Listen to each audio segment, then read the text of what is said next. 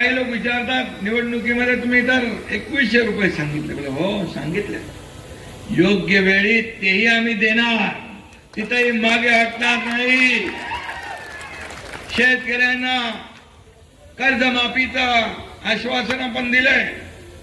हो तेही आम्ही दिलंय, तेही योग्य वेळी आम्ही राबवणार. एक बैठक मुख्यमंत्र्यांची आमची झाली आहे, एक कमिटी गठीत केली आहे. अहवाल आल्यानंतर त्याला देखील आम्ही निर्णय घेणार.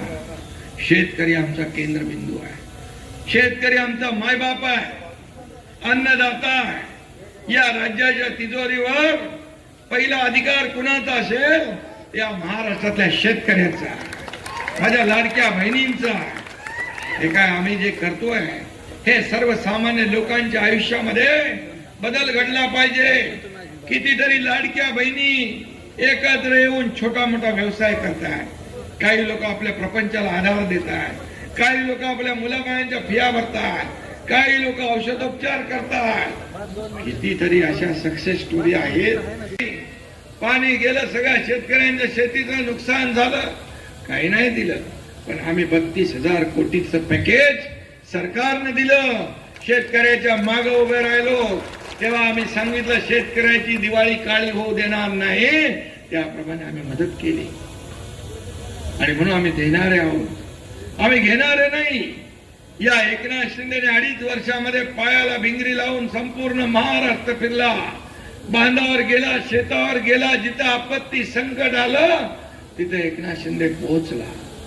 आणि म्हणून मला पद येतात जातात पुन्हा येतात, पण मला जी महाराष्ट्राने ओळख दिली, या महाराष्ट्रातल्या करोडो लाडक्या बहिणींचा लाडका भाऊ, ही सगळ्यात मोठी ओळख आहे, सगळ्या पदांपेक्षा मोठी ओळख आहे.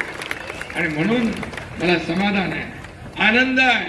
जिथं महाराष्ट्रामध्ये जातो ते माझ्या लाडक्या बहिणी आशीर्वाद द्यायला उभ्या असतात, त्यांच्या चेहऱ्यावरचा भाव मी बघतो. माझे लाडके भाऊ शेतकरी उभे असतात, त्यांच्या चेहऱ्यावरचा भाव बघतो. एक प्रेम, एक जिव्हाळा, आपुलकी जाणवते. हेच ती कमाई आहे आमची, हीच पुण्याई आहे. अरे किती पैसे कमवले, किती प्रॉपर्ट्या कमवल्या कोण बघायला जात नाही, पण किती माणसं कमवली, किती माणसांचं प्रेम कमवलं हे महत्वाचं आहे. ते कमवायचं काम आम्ही करतो, ही आमची पुण्याई आहे. आणि म्हणून मी आज आपल्याला एवढंच सांगेन की या जिल्हा परिषद आणि पंचायत समिती निवडणुकीमध्ये या ठिकाणी तुम्हाला आपल्याला छत्रपती शिवाजी महाराजांचा भेटात जाऊन आलो, त्याला आपणच जे निधी लागलाय आणि त्याचबरोबर 80 लाखाचा खर्च चरणराज या सर्व मंडळींनी केला. अमगर अपर तहसील कार्यालय रद्द स्थगिती आदेश दिला. मोहोळ नगर परिषद जिंकली तुम्ही, भगवा फडकवला, त्याबद्दल तुम्हाला धन्यवाद देतो. त्याचबरोबर मुख्यमंत्री सहायता निधीच्या माध्यमातून या एकनाथ शिंदेने 450 कोटी रुपये माझ्या लाडक्या बहीण भावांना दिला. 70 ते 80 हजार रुग्णांचे प्राण वाचले. हे कुणासाठी आहेत पैसे? हे पैसे तुमचे आहे आणि हे पैसे तुमच्या अडचणीसाठीच दिले पाहिजे. आणि म्हणून सोन्याचा चमचा घेऊन जन्माला आम्ही आलो नाही, परंतु या महाराष्ट्रातल्या तमाम जनतेच्या माता भगिनींच्या आयुष्यामध्ये सोन्याचे दिवस आम्हाला आणायचे, त्यासाठी आमचा जन्म झालाय. आणि म्हणून मी आपल्याला विनंती कराल, ताई थांबा तुम्हाला बोलतो मी. आणि म्हणून मी आपल्याला एवढंच सांगतो, कुठल्याही परिस्थितीमध्ये या ठिकाणी पेनूर आणि नरखेड इथं चरणराज चौरे आणि संतोष पाटील, इथं आपली संगीता वसेकर पण आहे पंचायत समिती, आणि कोण कोण आहेत हे लोक. पंढरपूर तालुका लक्ष्मी टाकी जिल्हा परिषद उमेदवार दीपक चंदन शिवे, पंचायत समिती उमेदवार रोहिणी महेश साठे, गोपाळपूर जिल्हा परिषद उमेदवार प्रियांक अशोक परांडे आणि पंचायत समिती वाखरी सागर गोडसे. हे सगळे जे काही युतीचे उमेदवार आहेत, शिवसेना आणि राष्ट्रवादीचे, त्यांना आपल्याला मतदान करायचं आहे. ही मी विनंती आपल्याला करायला आलोय. आणि आपल्याला मी एवढंच सांगेन जे आपले युतीमधले उमेदवार आहेत त्यांची नावं काही राहिली असतील, परंतु आपल्याला एवढं सांगेन की या भागाचा विकास करायचा असेल, ही ग्रामीण भागाची निवडणूक आहे. शहरामध्ये विधानसभेत तुम्ही आम्हाला मतदान केलं, नगर परिषदेमध्ये केलं, महापालिका झाल्या, आता जिल्हा परिषद पंचायत समित्या गावाचा विकास करण्याच्या या निवडणुका आहे. आणि म्हणजे उद्याचं भवितव्य फैसला करणाऱ्या निवडणुका आहे. तुमच्या मुलाबाळांचं भवितव्य सुरक्षित करणाऱ्या या निवडणुका आहे. या ठिकाणी विकास गंगा आणणारी या निवडणुका आहे. आणि म्हणून मी आपल्याला एवढी विनंती करतो की या भागामध्ये जे काय पाण्याचा विषय आहे, सीमा भोगावती जोड कालवा करण्याबाबत हे बघा इथं जी आर आहे.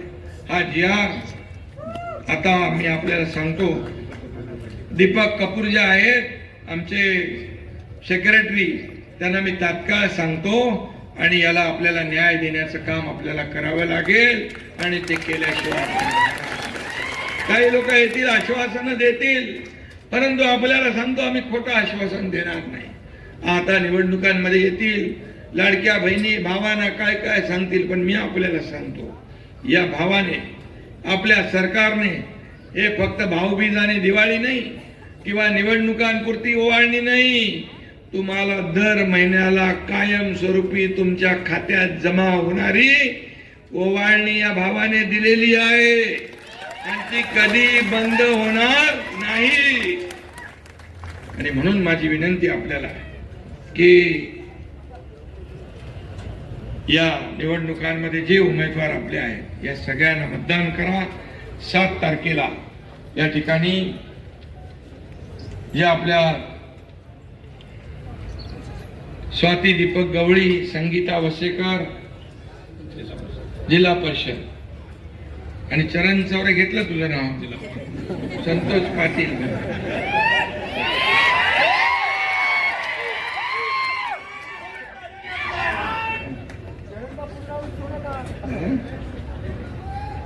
आणि म्हणून आपल्याला मी सांगतो मी काय काय केले ते आता मी इथं सांगत नाही. मोळ पंढरपूर आळंदी पालखी महामार्ग पूर्ण करण्याचं भाग्य मला मिळालं. मी मुख्यमंत्री असताना पंढरपूरला भाविक जाताना पेनूर जवळ अपघात झाला होता ना, त्यात 5 भाविक ठार झाले होते. या उमेश पाटील या. सोलापूर जिल्हा राष्ट्रवादी काँग्रेसचे जिल्हाध्यक्ष आणि कुरुल गटाचे उमेदवार उमेश दादा पाटील. ट्रॉमा केअर सेंटरची मागणी आहे, नक्की उभं करू आपण. या भागातून उजनी डावा कालवा जातो, मात्र हा कालवा ठिकठिकाणी नादुरुस्त आहे, शेतकऱ्यांचं मोठं नुकसान होत आहे. भविष्यात कालव्याच्या दुरुस्तीबरोबर त्याचं पुनरुज्जीवन केलं पाहिजे, हे देखील आपण करू. आणि म्हणून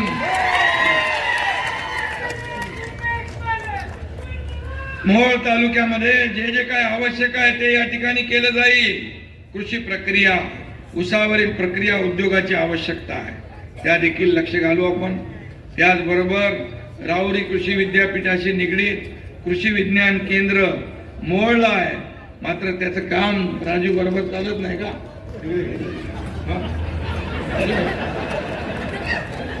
ते बरोबर चाललं पाहिजे ना. आणि त्यासाठी आपल्याला जे काही आवश्यक आहे ते करू. आणि आम्ही घरात बसून कारभार नाही करत, बांधावर जाऊन करतो. बांधावर जातो, शेतावर जातो. आमच्याकडे फेसबुक लाईव्ह नाही आहे, फेस टू फेस आहे. आणि त्यासाठी मी आपल्याला वडवळ, नागनाथ, मंगळवेढा, माळशिरस यासारखे 41 तीर्थस्थळांच्या विकासासाठी 87 कोटी आपण मंजूर केले. अक्कलकोट तीर्थक्षेत्र योजना आहे, त्याला देखील आपण मान्यता दिली आहे. आणि त्याचबरोबर प्रधानमंत्री सडक योजना 273 किलोमीटरचे रस्ते, पूल यासाठी 77 कोटी मंजूर केलेले आहेत. खड्डेमुक्त रस्त्यासाठी जिल्हा परिषद मात्र 141 रस्ते, पुलांच्या दुरुस्तीची कामं आपण हाती घेतलेली आहेत. अशी अनेक कामं आपण हाती घेतलेली आहेत. आणि म्हणून मी आपल्याला एवढंच सांगतो, मोहोळ तालुक्याला विकासासाठी निधी कमी पडू देणार नाही. कोणी काही लोक सांगत असतील, पण काही चिंता करू नका. अरे बाबा, मी उपमुख्यमंत्री आहे. अरे बाबा, मी मुख्यमंत्री पण होतो, मी उपमुख्यमंत्री आहे, त्यामुळे चिंता नसावी. पैसे विकासाला मिळतील, कुठेही डावं उजवं केलं जाणार नाही. आणि म्हणून जी जी काही कामं असतील ती करण्याचं या ठिकाणी मी शब्द देतो. आणि आपल्याला माझी विनंती आहे की नरखेड गटामध्ये ज्योत्स्ना पाटील ही आपले उमेदवार नाहीत, तिथं आपल्या आघाडीचा धर्म पाळा. आघाडीचा धर्म आपण पाळला पाहिजे. बघा, तुमचं हे सगळं जे विकास कामं आहेत, सगळ्या योजना आहेत, त्या सगळ्या योजना, कुठली योजना कुणी सांगितलं तरी घाबरून जाण्याचं कारण नाही. कुठली योजना बंद होणार नाही म्हणजे नाही. आणि म्हणून आता इकडे सगळे आहेत, उमेश दादा, राजू दादा, कोण कोण आहे दादा, चरण दादा,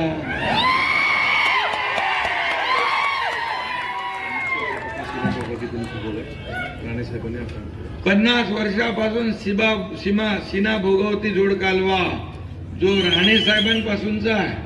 नारायण राणे साहेबांचा पाठपुरावा करताय आपण. मी आपल्याला शब्द दिला या ठिकाणी तात्काळ. आणि राजू खरे आमदार आपले कपूरजींना भेटले, आता कापूर लवकर बरोबर पेटवायला म्हणजे उद्घाटन ते मार्गी लावू. आणि म्हणून मी आपल्याला सगळ्यांना विनंती करतो की आपण येत्या 7 तारखेला काय रे बाबा, आणि काय नाही इथं कोण दादागिरी करतो काय, कोण नाही ना. अरे बाबा, एक लक्षात घ्या, जनतेसमोर कोण आहे का? जनता जनार्दन सर्व आहे. इथं मालक कुणी नाहीये, मालक ही जनता आहे. आम्ही सेवक आहे. मालक बनण्याचा प्रयत्न जे लोक करतात त्यांना भुई सपाटी जनता करून टाकते. हा महाराष्ट्राचा इतिहास आहे, हा या महाराष्ट्रातल्या भूमीचा इतिहास आहे. म्हणून मी मुख्यमंत्री होतो तेव्हाही कार्यकर्ता म्हणूनच काम करत होतो, आजही कार्यकर्ता म्हणून काम करतोय, उद्याही कार्यकर्ता म्हणूनच काम करणार आहे. आणि त्यामुळे पोलीस बांधव इकडे आहेत आपले, कायदा सुव्यवस्था नीट ठेवा. निवडणुका तर येतील जातील, परंतु आपल्या कुठल्याही परिस्थितीमध्ये कायदा सुव्यवस्था अबाधित राहिली पाहिजे.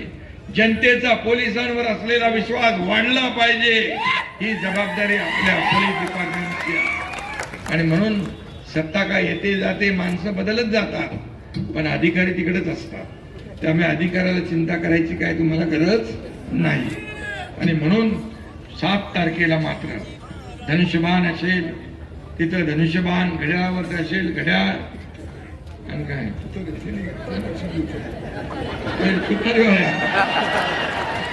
राजी तुतारी त्यांनी बरोबर तुतारी वाजवलेली आहे. पण ते आता धनुष्यबाण आहे. अरे धनुष्यबाण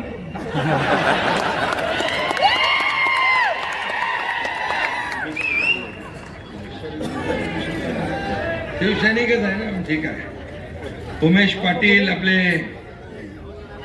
कुरुल जिल्हा परिषद गटाचे उमेदवार आहेत. पंचायत समितीचे उमेदवार धनाजी माळी आणि केशव पाटील सर्व घड्याळावर उभे आहेत. त्यांना देखील आपल्याला मतदान करायचं आहे आणि त्यांना देखील आपल्याला विजयी करायचा आहे.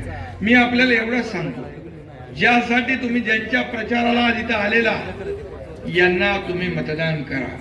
बाकी विकासासाठी निधी देण्याचं काम हा एकनाथ शिंदे करेल, हा शब्द मी आपल्याला देतो. हा शब्द पाळणारा एकनाथ शिंदे आहे. मी जास्ती उगाच अधिकच काय बोलत नाही.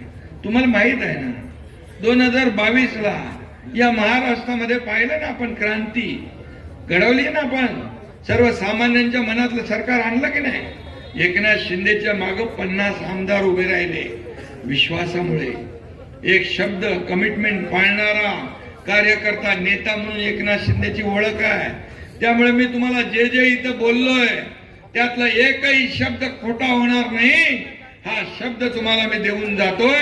फक्त निवडणुकांमध्ये मतदानाच्या दिवशी योग्य पद्धतीने मतदान करा आणि या आपल्या आघाडीला आपण निवडून द्या. नितीन निळे, पंढरपूर तालुक्यातले नितीन निळे, कोकरापूर नितीन निळे हे आपले उमेदवार आहेत.